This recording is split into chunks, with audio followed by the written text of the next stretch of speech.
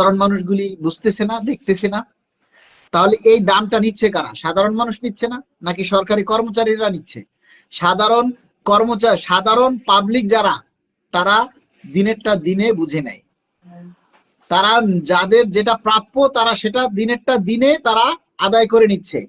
কিন্তু আমরা 2015 সালের বেতন দিয়ে আমরা এই 26 সালের দ্রব্যমূল্য কিভাবে আমরা কিনি বলেন?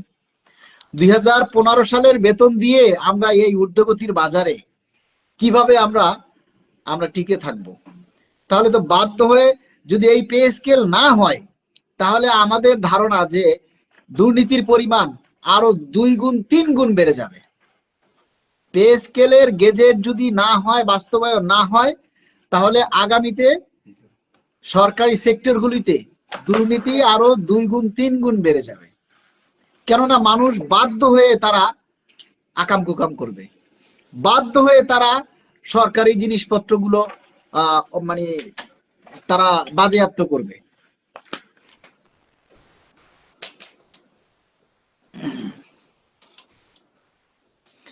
জিয়া ভাইয়ের দুর্ভাগ্য নাকি আমার দুর্ভাগ্য জানি না, আমি তো জিয়া ভাইকে কোনোদিনই আজকে অ্যাক্টিভ করতে পারলাম না। জানি না জিয়া ভাইয়ের আইডিতে সমস্যা নাকি আমার আইডির সমস্যা। জিয়া ভাইকে অ্যাকসেপ্ট করলাম আপনার। পিনাকি ভট্টাচার্য, পিনাকি ভট্টাচার্য হলো আর একটা মাদারচোদ। এই শালার পুঁতে বিদেশের বাড়িতে থাকে, বিদেশের বাড়িতে থাইকা এক একটা উস্কানিমূলক বক্তব্য দেয়। আরে শালার ডান্ডির ঘরে ডান্ডি, তোর যদি সাহস থাকে তাই তুই বাংলাদেশে আয়, বাংলাদেশে আইয়া সরকারি কর্মচারীদের সামনে বুক ফুলাইয়া তোর যদি কিছু বলার থাকে তুই বইলে যা।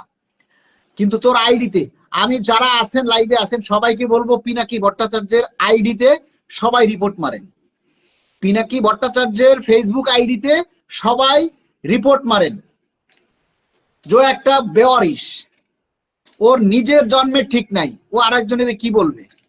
সবাই পিনাকি ভট্টাচার্যের আইডিতে রিপোর্ট মারেন।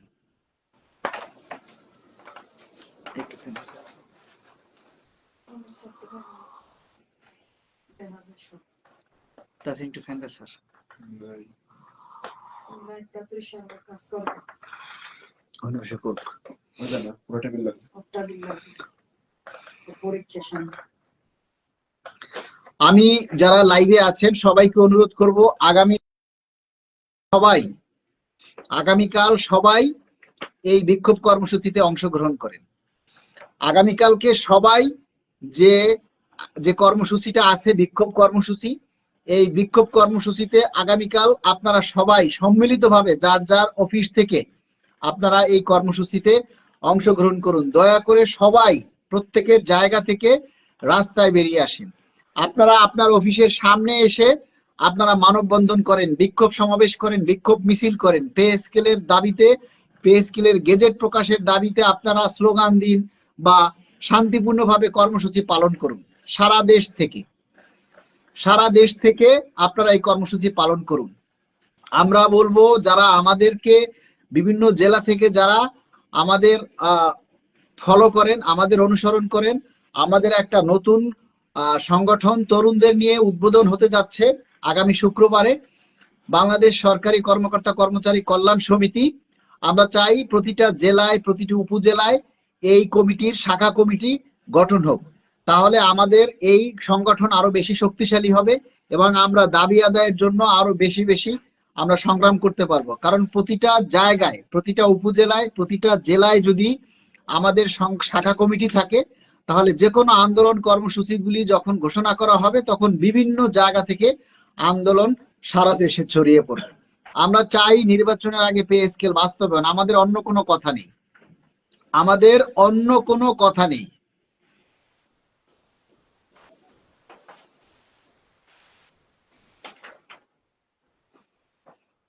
যারা বর্তমানে ডিফেন্সে আছেন, আমি তাদেরকে বলবো যে আপনারাও এখন নিজের অধিকার আদায়ের জন্য আপনারা কথা বলুন। আপনারাও নিজের অধিকার আদায়ের জন্য কথা বলুন, আর চুপ করে থাকার সময় নেই। আপনাদের ডিফেন্সের সদস্যরা একের পর এক আত্মহুতি দিচ্ছে, এটা কি আপনাদের ভালো লাগছে? ডিফেন্সে যারা জব করেন, বিভিন্ন ডিফেন্সে যারা আছেন, সবাইকে বলবো আপনার নিজের অধিকার বাস্তবায়নের জন্য, নিজের মৌলিক অধিকার আদায়ের জন্য আপনারাও প্লিজ কথা বলুন। সবাই যার যার জায়গা থেকে কথা বলুন।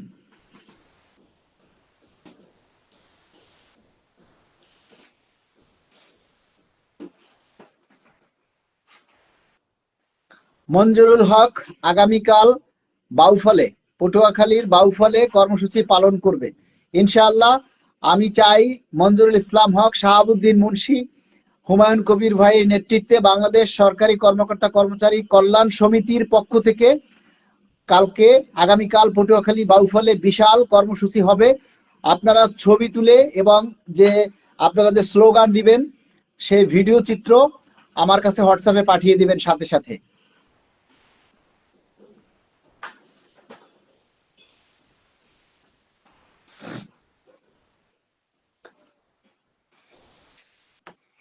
আমরা চাই সারা দেশে, আপনারা শুধু এতটুকুই জানুন, আপনারা যদি সচেতন হন, আপনারা সবাই যদি যার যার জায়গা থেকে ঐক্যবদ্ধ হন, আমরা যদি বিশাল একটা আন্দোলন দেখাতে পারি এবং সরকারের উপরে চাপ প্রয়োগ করতে পারি, তাহলে অবশ্যই আমাদের দাবি বাস্তবায়ন হবে ইনশাআল্লাহ। আল্লাহর উপরে আমাদের ভরসা আছে এবং মাননীয় প্রধান উপদেষ্টার প্রতি আমাদের ভরসা আছে। সবাইকে অনুরোধ করব, আগামীকালকে আপনারা শান্তিপূর্ণভাবে প্রতিটি জেলা উপজেলা থেকে আপনারা এই বিক্ষোভ কর্মসূচিতে অংশগ্রহণ করুন। শান্তিপূর্ণভাবে প্রতিটি দপ্তরে, প্রতিটি অফিসে, প্রতিটি মন্ত্রণালয়ের দপ্তরে, অধিদপ্তরে, পরিদপ্তরে, বিশ্ববিদ্যালয়ে, আন্তঃবিশ্ববিদ্যালয়ে, সমস্ত জায়গায় আপনারা আগামীকালকে এই বিক্ষোভ কর্মসূচি অংশগ্রহণ করবেন। ইসমত জেরিন সোনিয়া ভাই মেসেজটা পড়লেন না, আচ্ছা আবার বলেন। ইসমত যারা কি লিখেছেন আগের মেসেজে?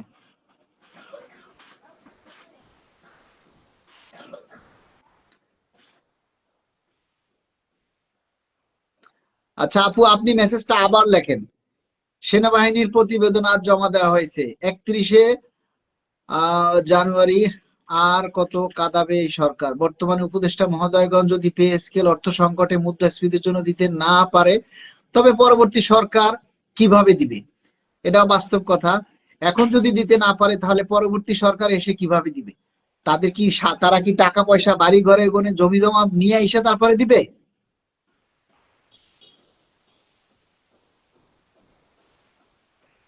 সারা দেশ থেকে আগামীকালকের কর্মসূচি আপনারা পালন করবেন। আমরা চাই সারা দেশ থেকে এই কর্মসূচি আপনারা আগামীকালকে পালন করবেন।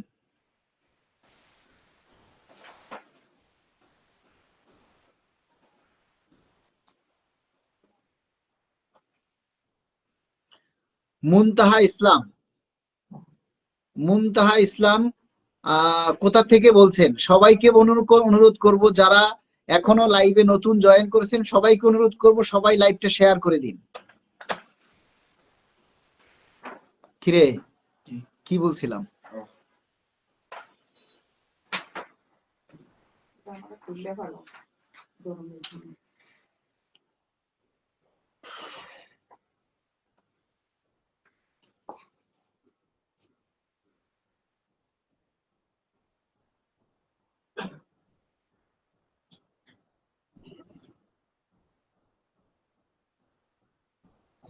স্থাপত্য অধিদপ্তর থেকে বলছি, মোহাম্মদ বুলবুল আহমেদ। কক্সবাজার থেকে আমরা সরকারি কর্মচারী একসাথে আছি। শাহাবুদ্দিন, আমি সেনাবাহিনীর সদস্য, এরকম কোনো কিছু শুনলাম না তো। কোন রকম কোনো কিছু? সেনাবাহিনীর 20তম গ্রেডের মেস ওয়েটের 17,000 টাকা পাই, এতে চলে না। সবাই বেশি বেশি চিফ অ্যাডভাইজারের পেজে আমাদের দাবি তুলে ধরুন। আচ্ছা, অনেকেই তো পে স্কেলের বিপক্ষে কথা বলছে, তাহলে কেন সবাইকে গঠনমূলক জবাব দিলেন আর পিনাকি ভট্টাচার্যকে গালি দিলেন? পে স্কেল আমাদের ন্যায্য দাবি, এটা নিয়ে থাকেন। পিনাকি ভট্টাচার্য আপনার শ্বশুর নাকি? আপনার এত দরদ লাগতেছে কেন পিনাকি ভট্টাচার্যের জন্য? পিনাকি ভট্টাচার্য আপনার কি রক্তের কেউ? কামরুল হাসান ইনসানিয়া, আপনি কোন দপ্তরে আছেন? পিনাকি ভট্টাচার্যকে এই জন্য গালি দিছি, তিনি এদেশের মানুষকে বিভিন্নভাবে এদেশের মানুষকে উস্কায়। আরে ভাই, তুই বিদেশে বসে বেশি ফডর ফডর করিস কেন? দেশে এসে কথা বল, সাহস থাকলে, বাপের বেটা হয়ে থাকলে দেশে এসে কথা বল। বিদেশে বসে তো সবাই পারে, দূরে বসে পর্দার অন্তরালে বসে ওরকম সবাই পারে।